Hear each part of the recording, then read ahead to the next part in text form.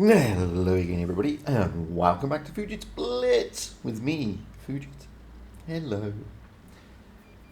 You know, it's fair to say that at least more than 50% of the overall player base wants to improve and basically win more games.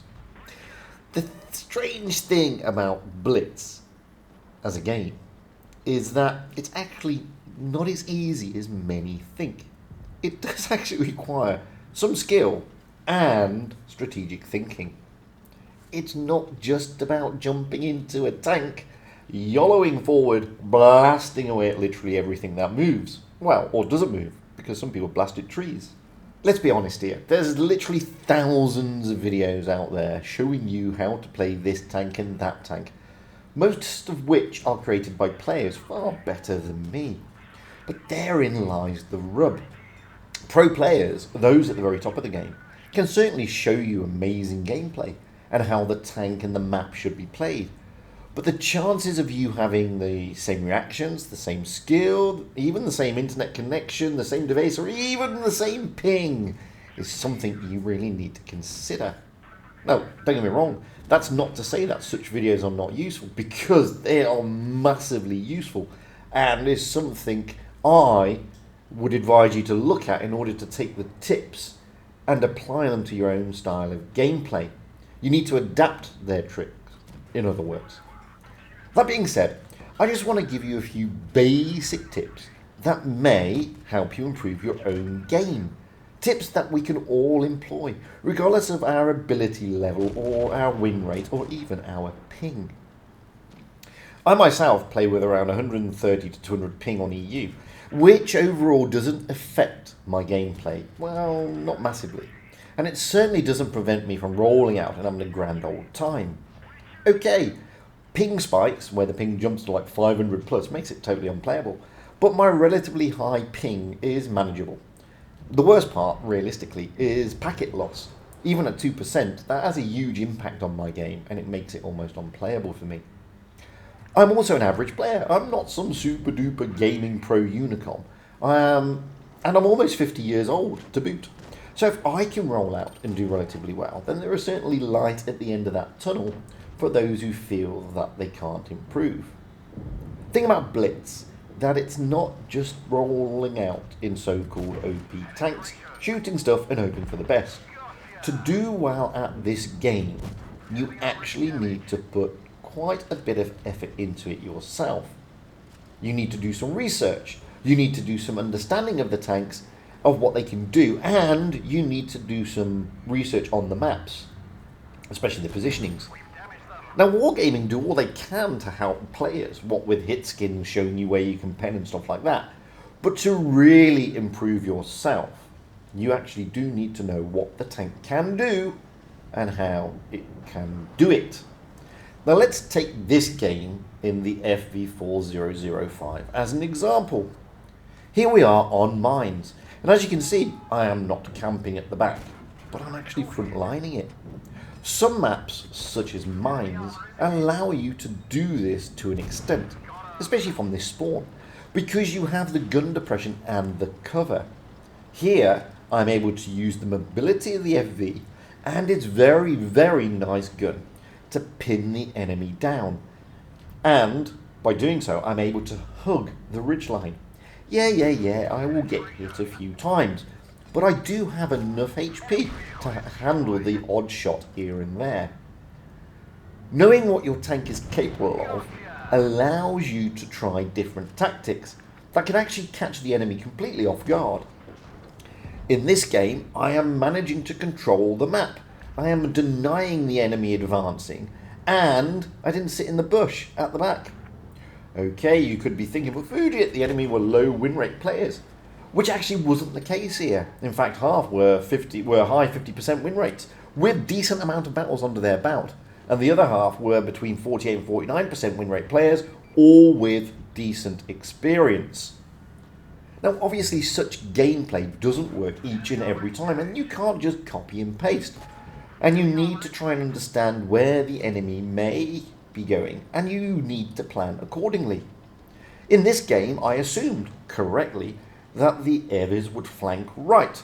The TDs would camp at the back and the meds would hit the hill, and I was able to counter that move. Looking at the team composition is therefore vitally important, because you then can try and predict where and what the enemy may be doing. So with that in mind, let's have a look at this Leo game.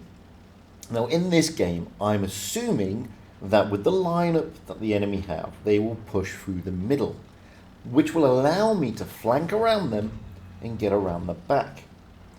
If I can do that, I'm then literally given a free rein to farm the enemy, which is exactly what I'm hoping to achieve.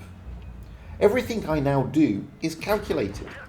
I am going to use the positions on the map that I know will give me relative safety, like the bumps and the dips that will allow me to go all down where necessary.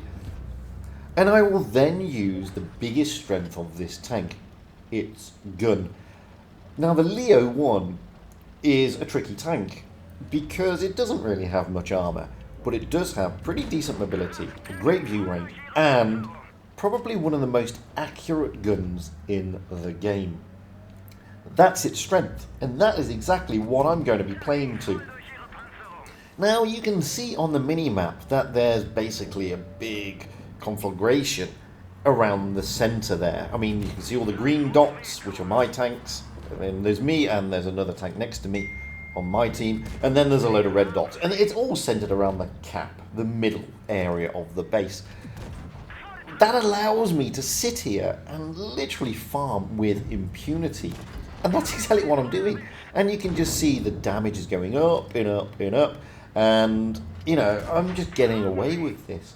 And all this was achieved because I read the map and I read the composition of the enemy. That allows me to plan and plan effectively. I also, using my calculation, I'm able to now push when I need to push.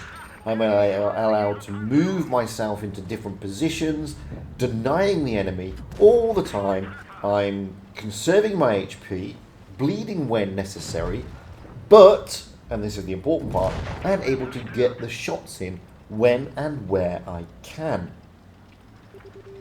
This skill is not about brawling or such. It's about reading the map, knowing your enemy, and planning your moves.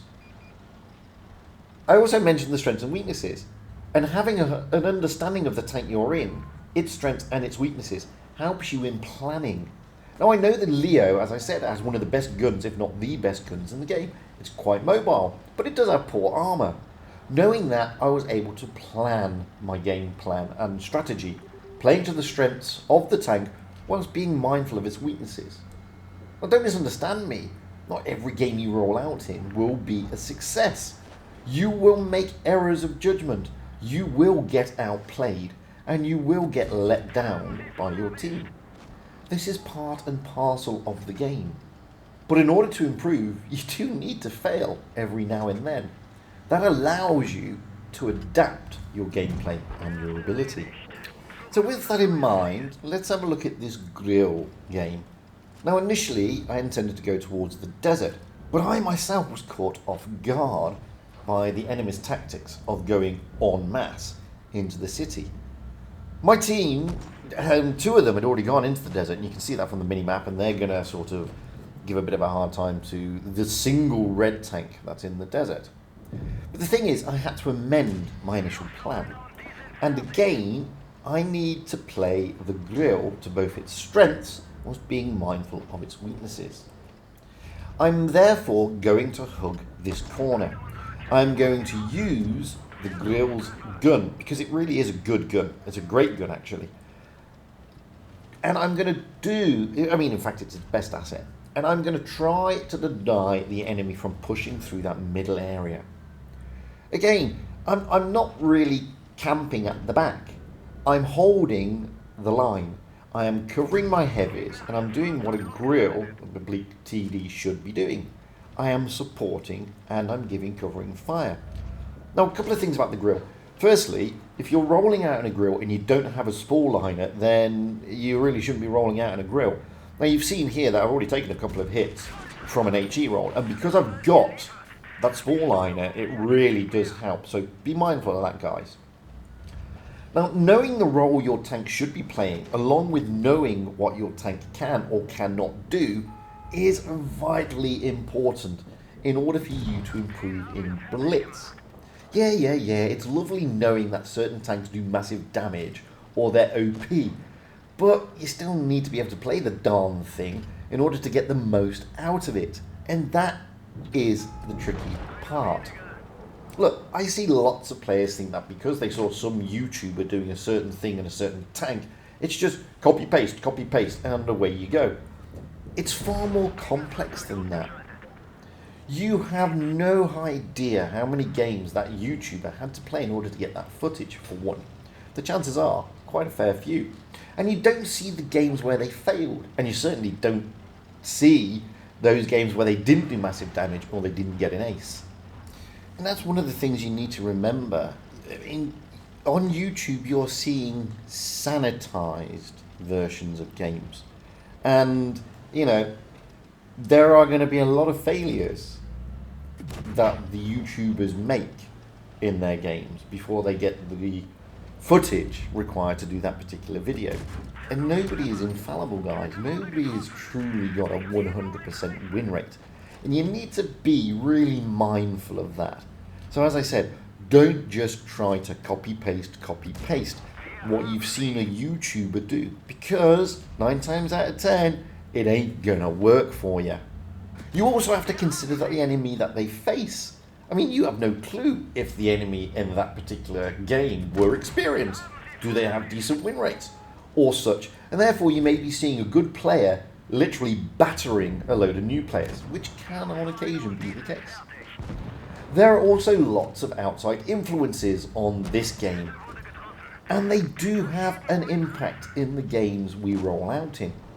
Now I say it over and over again, don't be fooled into playing someone else's game. Play your game and adapt to the way you actually play. Learn the tanks and the maps, because that's going to help you. More importantly, roll out in tanks that you like, that you are comfortable in, because those are the tanks you already know. Don't be fooled into rushing into that next tank. Improve your game in those you already have success in. However, unless you are a totally new player and really new to the game, and you have a limited amount of battles, don't languish around in the lower tiers too long, because the gameplay there is totally different, and you will pick up lots of bad habits, such as not understanding the benefits of camouflage, or how to use consumables or equipment correctly to get the most from your tank. Now obviously the low tiers have advantages, like, you know, and you need to take use of those advantages. You need to drop back into those low tiers every now and then in order to try new things, like getting used to side scraping in the KV1, or getting used to long load times in the KV1S, or even how to use HE effectively in the KV2. These are just a few examples. But the thing is, you need to find your own style of playing. Don't try to copy-paste the big YouTubers or the pro players out there, because it's not going to work for you. You've got lots of different things going for you. Different internet, different skills, different abilities, different ping, different lots of things. Anyway, I've been Fujit. That's just been a couple of tips that I hope will be useful. By all means, comment and everything below. And until the next time, guys, stay safe out there. Have fun on the battlefield. And happy tanking. But also, remember, it's a game. And like all games, you have to adapt to get the best out of it. Anyway, it's all about having fun and being happy.